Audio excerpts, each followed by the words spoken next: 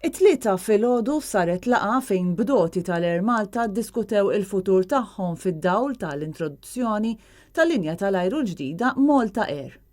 Il-ġimgħa li għaddiet il-Ministru tat-Turiżmu Konrad Mizzi ħabbar li Ryanair kienet qed tixtri l-kumpanija Malta Air u kienet se tkun qed tuża din il-linja biex toffri servizz low cost minn pajjiżna għal 61 rotta differenti.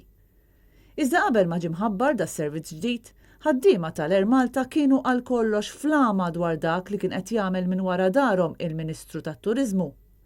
Malta Air se tkun qed toffri servizz li se jkun qed jikkompeti direttament ma' dak li toffri l-linja nazzjonali tagħna l-Air Malta. Xi ħaġa li naturalment nislet tħassib kbir fost il-ħaddiema tal-linja nazzjonali.